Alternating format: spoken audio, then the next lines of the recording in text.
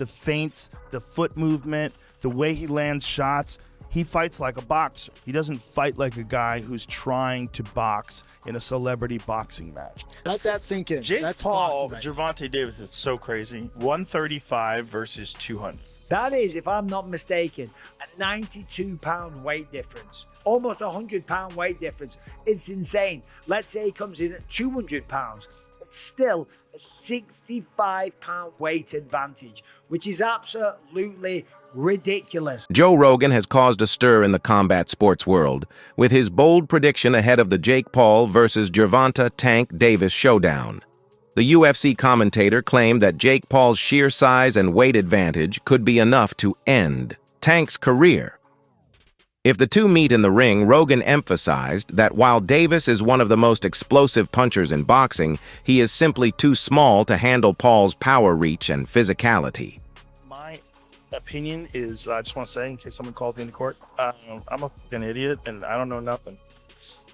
And don't take my advice. I love the Saudis. Don't take my opinion. I love the Israeli government. I love That everybody. has nothing to do with them. Hmm? That was Jake Paul promoting it. You know, it's just like, But doesn't bother me. there's compromising the sport, and that's like bad. It's just like If I bet on it, watching bothers it, me. watching it with Yeah. people who are so in on it, and then also like, man, the sports betting apps they introduced like chat apps in them in Australia, so it's like they're trying to take the place of social media companies where you go together and you meet your friends. Like betting should be exciting enough without having a weird. They're just trying to draw you in. They're just trying to make money, right? So they're trying to draw you in. Rogan also acknowledged that Jake Paul has legitimately improved as a fighter. He pointed out that if Paul were any other boxer without the YouTube background, his progress would be remarkable. Paul has shown real ring awareness and knows how to fight rather than just flailing around. However, Rogan stressed that the fight with Gervonta Davis carries significant risks as Davis is on a completely different level in terms of skill and knockout power. What do you think of this Jake Paul? I always say that if Jake Paul was not a YouTube star, people just looked at him like an up-and-coming boxer, you would say this kid's got a lot of fucking talent. He's dangerous. I think his strength is that they underestimate him because of what his background was. And they think there's no way that some guy who became famous off of YouTube is going to be an actual legit boxer. If you look at what he's done, he's a very good boxer. Jake Paul didn't hold back either, confidently stating, "I would destroy him in the ring given the size."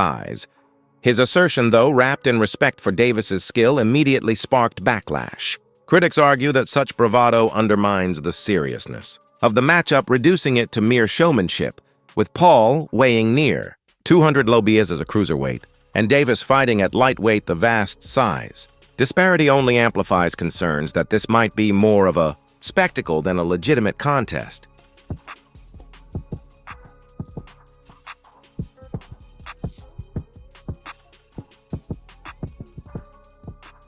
I'd be down.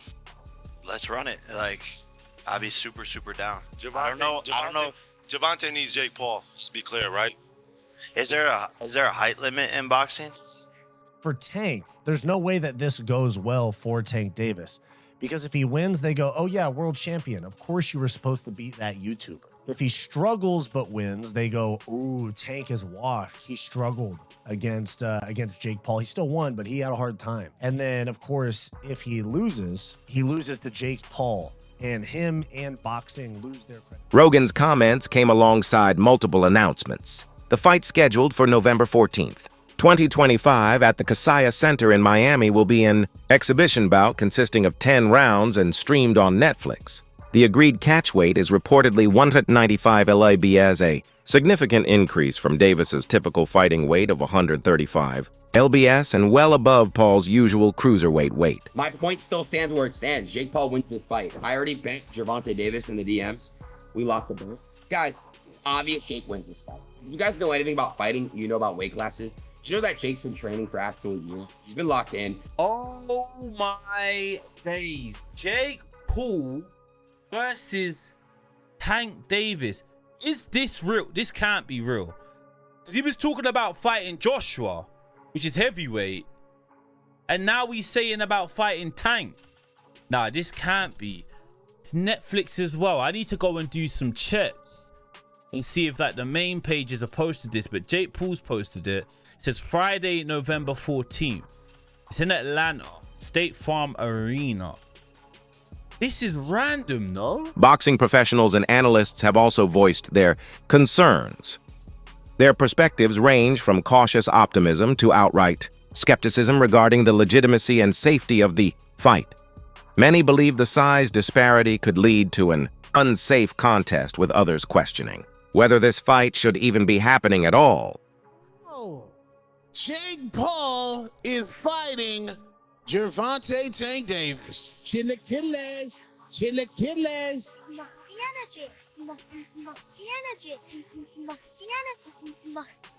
Oh, it's musty, and I say that respectfully. Per Mike Coppinger in the Ring magazine, Gervonta Tank Davis, freshly off his domestic violence charges being dropped, will get into the ring with Jake Paul in Atlanta with a proposed date of November 15th. Lord child. Tank weighs about 135. Jake Paul weighs about 200-something pounds. So obviously this will be at a catch weight, and this possibly will not be a sanctioned fight where it will count on anybody's records. But I'm gonna tell y'all like this. Tank fans, you niggas down bad. Musty energy. You niggas is down bad. Tank basically on the back half of his career, according to my brother Nestor Gibbs from the Boxing Voice. This man, Gervonta Tank Davis, said, I am not fighting no Shakur Stevenson. The man said, I'm not even going to rematch Lamont Sanat. The man just said, I'm not even thinking about fighting Dev Dollars, Devin the Dream, Debo Haney. I am going directly into Jake Paul. I've been told you that Tank was the black Jake Paul. Tank been the black Jake Paul. Man ain't care about legacy. Man ain't care about none of that, bro. Tank fans, you niggas down bad. Protect your fighter. It is musty at the highest level. And poor Lamont Sanat, it might be over for Lamont Sanat. He got to fight somebody. You might need to fight Gary Russell Jr. right now. Tank Davis, Lord Child, Jake Paul, boxing down bad. This about to make a lot of money. The only plus in this is that Alicia Baumgardner, aka Bomb Amy, might be on this card. I would love to see Alicia Baumgardner back on Netflix. That is a plus, and my man Lucas Body might get on there as well, and Avius Griffin. So it might be a movie as far as the undercard. Tank Davis, you down bad, bro. Boxing is absolutely disgusting and musty at the highest level. Get it together. Tank is a 30-plus-year-old prospect at the back end of his career. He on his Mayweather McGregor at the age of 30. Lord child. Calvin Ford Davis's head trainer admitted that the fight is risky due to the size gap, but emphasized, "We signed the contract and we're going to make it work." Ford focused on the glove size debate, suggesting that Paul should wear 10 Oz gloves while Davis should use 8 Oz gloves to even the playing field. My only concern is, you know, the gloves. You understand what I'm saying? Because we don't fight in 12-ounce gloves. We don't use 12-ounce gloves. That's training gloves. You know what I'm saying? I'm like, that's 2 pounds away from Jake. He fights in 10. Tank fight 8, so he losing 4 ounces. So my thing is, I said, they said put Tank in 8s, put him in 10s. That makes the fight more interesting. You know what I'm saying? And we'll go from there, because I understand. And I brought that question up to one of his handlers. They was, no, we don't want to do no mixed match. It's supposed to be a tradition. What? You know, now y'all want the wins and the loss. You know what I'm saying? All these restrictions, you want to be great. Being great is really pushing the envelope. You know what I'm saying? You know, Tank don't really care, you know. So when I brought this up, he said, dang. You know what I'm saying? So, again, you know, he can weigh the 10s and we weigh the 8s.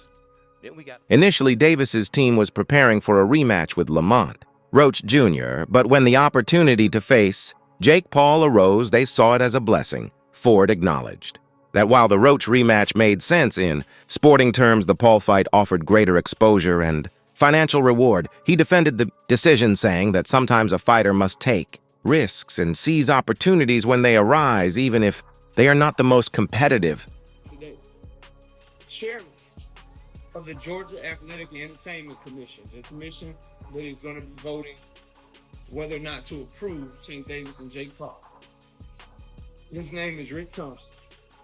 He had some very choice words for Jake and Tank fight. He said it was the dumbest ish he's ever heard. Some money grabber. He's not okay with that. And he doesn't like the arrogance of Tank Davis and Jake Paul announcing their fight, marketing their fight, having press conferences and shit before the commission can vote whether or not they're going to approve the fight. He calls it arrogant. Their concerns, obviously, the weight discrepancy between the two. In the state of Georgia, two competitors cannot outweigh each other by more than 9 pounds. Tank and Jake Paul's team have already submitted a rule waiver request to get that rule waived. And Rick Thompson also said in this article that he is expecting the committee to put it to a vote as to whether or not they're going to approve this fight on September the 18th when they're meeting again.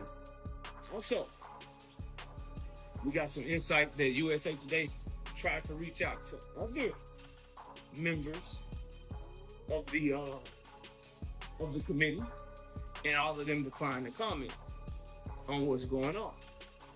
But what I do know is that the Georgia Athletic and Entertainment Commission, the 5-person panel, is going to be voting on this Tank Davis Jake Paul. The fight has encountered significant pushback from regulatory bodies. The Georgia Athletic and Entertainment Commission rejected the bout, citing the extreme weight difference as a safety concern. Commission Chairman Rick Thompson called it the dumbest event he had ever heard of, dismissing it as a money grab. As a result, the fight was moved to Miami, where it was granted a waiver despite concerns about safety. Few boxers out there who are frowning at Jake Paul and Gervonta Davis fighting in the exhibition. You know, they can frown. One fighter has been more vocal than the rest, and Shamil Khan. Let's move to Mirko. You know he's always been about his Wu-Tang clean, dollar bill, y'all.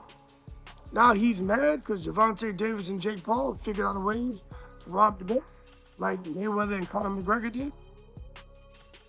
Amir Khan out here talking about if someone's gonna get hurt, this needs to stop. That's why people respect MMA so much. You don't see these fools trying to go over to MMA and do what they do in boxing. There needs to be some kind of control, some pull a Eubank Senior's parliamentary procedure. I'm like, what the fuck? Anyway, Amir Khan had an opportunity to fight Jake Paul.